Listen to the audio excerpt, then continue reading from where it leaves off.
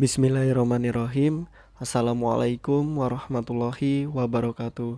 Selamat datang di channel Sahabat Luar Biasa. Channelnya orang-orang luar biasa. Apa kabar teman-teman? Mudah-mudahan sehat selalu dan selalu dalam rahmat dan lindungan Allah Subhanahu wa taala.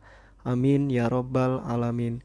Bagi teman-teman yang baru menemukan channel ini, agar tidak ketinggalan informasi yang insya Allah menarik dan bermanfaat, jika berkenan silahkan like, komen, dan bagikan video ini, serta subscribe dan nyalakan tombol notifikasinya.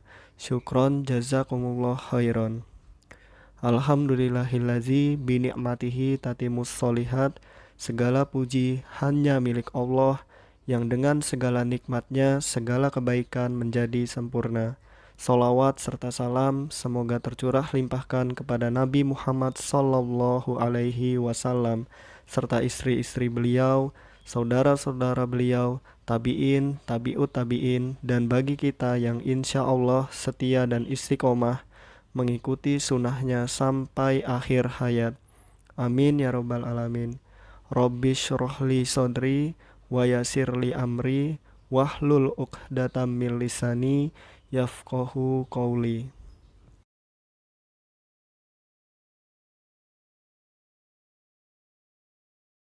Nomor 1. Ada beberapa jenis asesmen yang bisa digunakan untuk mengetahui karakteristik peserta didik tunadaksa. A5, B4, C3, D2, E1. Ada berapa teman-teman? Jawaban yang tepat adalah B4 ya teman-teman. Adapun penjelasannya, terdapat 4 jenis asesmen yang dapat diterapkan bagi peserta didik tunadaksa, yaitu yang pertama, asesmen perkembangan untuk peserta didik tunadaksa, yang kedua, asesmen akademik untuk peserta didik tunadaksa, yang ketiga, asesmen non-akademik untuk peserta didik tunadaksa, yang keempat, asesmen formal dan informal untuk peserta didik tunadaksa. Nomor 2, kemampuan memilih atau membedakan dalam penggunaan setiap bagian tubuh yang dikehendaki dan menggerakkannya secara kontrol disebut A. Ritme, B. Konsentrasi, C. Keseimbangan, D. Koordinasi, E. Diferensiasi. Ini untuk membedakan dan memilih berarti diferensiasi ya teman-teman. Jawaban yang tepat adalah E. Diferensiasi. Adapun pembahasannya kemampuan memilih atau membedakan dalam penggunaan setiap bagian tubuh yang dikehendaki dan menggerakkannya secara terkontrol. Itu disebut diferensiasi. Nomor 3, merupakan suatu proses asesmen yang digunakan untuk mendapatkan informasi terkait dengan aspek perkembangan peserta didik secara signifikan berpengaruh terhadap prestasi atau hasil belajar peserta didik tunadaksa disebut A. Asesmen perkembangan, B. Asesmen akademik, C. Asesmen non-akademik, D. Asesmen formal, atau D. Asesmen informal. Ini mendapatkan informasi terkait aspek perkembangan, berarti asesmen perkembangan. Jawaban yang tepat adalah A. Asesmen perkembangan. Adapun penjelasannya, asesmen perkembangan merupakan suatu proses asesmen yang digunakan untuk mendapatkan informasi terkait dengan aspek perkembangan peserta didik yang secara signifikan berpengaruh terhadap prestasi atau hasil belajar peserta didik tunadaksa. Nomor 4, di bawah ini salah satu contoh instrumen asesmen formal untuk menilai kemampuan motorik adalah A. Analisis tugas, B. Skala penilaian, C. Checklist, D. Harris Test of Lateral Dominance, E. Program pengajaran individual. Jawaban yang tepat adalah D. Harris Test of Lateral Dominance.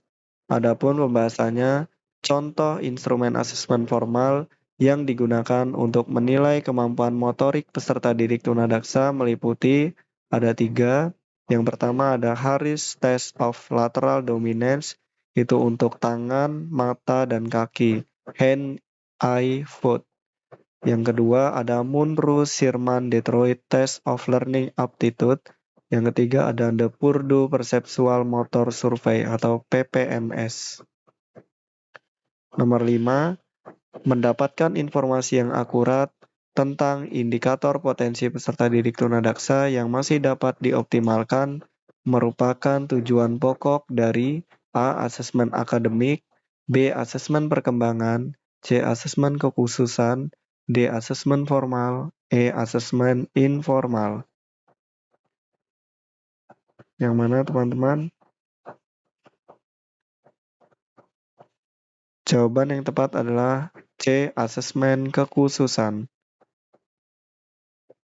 Adapun penjelasannya, pada prinsipnya asesmen kekhususan memiliki tujuan pokok sebagai berikut.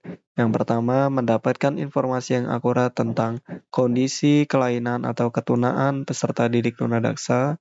Yang kedua, mendapatkan informasi yang akurat tentang indikator potensi peserta didik tunadaksa yang masih dapat untuk dioptimalkan. Yang ketiga, mendapatkan informasi yang akurat tentang indikator yang dapat dikembangkan untuk mengurangi beban kelainan peserta didik tunadaksa. Yang keempat, mendapatkan informasi yang akurat tentang indikator yang dapat dikembangkan untuk mengurangi beban akibat kelainan peserta didik tunadaksa. Nomor 6, The Purdue Perceptual Motor Survey atau PPMS merupakan contoh instrumen asesmen A. Akademik, B. Perkembangan, C. Kekhususan, D. Formal, E. Informal. Ini jawaban yang tepat adalah D. Formal ya teman-teman. Adapun penjelasannya contoh instrumen asesmen formal yang digunakan untuk menilai kemampuan motorik peserta didik tunadaksa meliputi yang pertama ada Harris Test of Lateral Dominance itu untuk hand, eye, foot. Lalu yang kedua, Munro Sherman Detroit Test of Learning Aptitude. Yang ketiga, The Purdue Perceptual Motor Survey atau PPMS. Nomor 7, apa yang dimaksud dengan asesmen informal? A. Asesmen yang dibuat atau dikembangkan oleh guru sebatas dalam konteks pembelajaran dan kebutuhan peserta didik tunadaksa di kelas. B. Asesmen yang dilakukan oleh ahli dan dengan menggunakan tes standar yang telah dibakukan. C. Asesmen yang digunakan untuk mengumpulkan data terkait dengan kondisi peserta didik tunadaksa. D. Asesmen yang dilakukan untuk mengumpulkan data yang terkait dengan kondisi aktual kemampuan akademik peserta didik tunadaksa. E. Asesmen yang dikembangkan oleh dokter, ortopedagog, terapis, dan psikolog. Jawaban yang tepat adalah A ya teman-teman. Asesmen yang dibuat atau dikembangkan oleh guru sebatas dalam konteks pembelajaran dan kebutuhan peserta didik tunadaksa di kelas. Adapun penjelasannya, asesmen informal merupakan asesmen yang dibuat atau dikembangkan oleh guru sebatas dalam konteks pembelajaran dan kebutuhan peserta didik tunadaksa di kelas. Guru juga dapat melakukan asesmen informal dengan menggunakan instrumen-instrumen yang ada dalam buku modul atau buku komersial lainnya. Guru dapat melakukan asesmen informal dengan cara yang pertama observasi, yang kedua analisis sampel kerja, yang ketiga analisa tugas, yang keempat inventory formal, yang kelima checklist, yang keenam skala penilaian, dan yang ketujuh wawancara. Nomor 8, asesmen yang dapat dilakukan oleh guru adalah A. Munro Sherman Detroit Test of Learning Aptitude, B. Analisis sampel kerja, C. Asesmen formal, D. Program pengajaran individual, E. Asesmen akademik. Jawaban yang tepat adalah B ya teman-teman, tadi sudah dijelaskan, analisis sampel kerja. Adapun penjelasannya, asesmen informal merupakan asesmen yang dibuat atau dikembangkan oleh guru sebatas dalam konteks pembelajaran dan kebutuhan peserta didik tunadaksa di kelas. Guru juga dapat melakukan asesmen informal dengan menggunakan instrumen-instrumen yang ada dalam buku modul atau buku komersial lainnya. Guru dapat melakukan asesmen informal dengan cara yang pertama observasi, yang kedua analisis sampel kerja, ini yang dimaksud soal tadi ya teman-teman. 3. Analisa tugas. 4. Inventory formal. Yang kelima checklist. Yang keenam skala penilaian. Dan yang ketujuh wawancara. Nomor 9. Hasil dari asesmen dapat dijadikan pedoman atau acuan untuk menyusun A. RPP dan silabus, B. Silabus dan soal ujian, C. RPP, PPI dan tes psikologi, D. RPP dan PPI, E. Jawaban A dan C benar. Yang benar adalah RPP dan PPI ya teman-teman, program pembelajaran. Adapun penjelasannya, hasil dari asesmen perkembangan dijadikan sebagai dasar penyusunan rencana pelaksanaan pembelajaran atau RPP dan atau program pengajaran individual atau PPI disesuaikan dengan kondisi dan potensi peserta didik tunadaksa. Nomor 10. Apakah yang dimaksud dengan koordinasi mata dan tangan? A. Kemampuan memilih atau membedakan dalam penggunaan setiap bagian tubuh yang dikehendaki dan menggerakkannya secara terkontrol. B. Kemampuan untuk mempertahankan keseimbangan tubuh ketika ditempatkan di berbagai posisi. C. Kemampuan menggabungkan antara apa yang dilihat dengan gerakan motorik halus. D. Kesadaran tubuh, lateralitas, arah. E. Jarak dan kombinasi dari berbagai interval. Jawaban yang tepat adalah C ya teman-teman, kemampuan menggabungkan antara apa yang dilihat dengan gerakan motorik halus. Mata kan melihat menggunakan mata, lalu tangannya itu motorik halus ya teman-teman.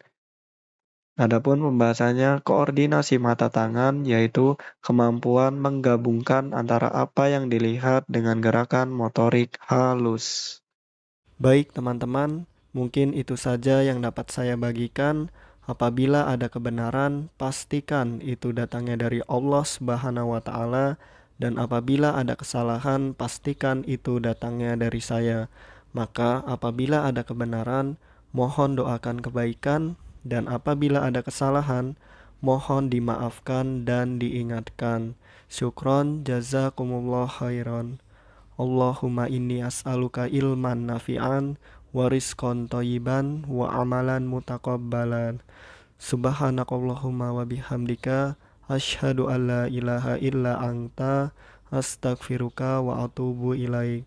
Wassalamualaikum warahmatullahi wabarakatuh.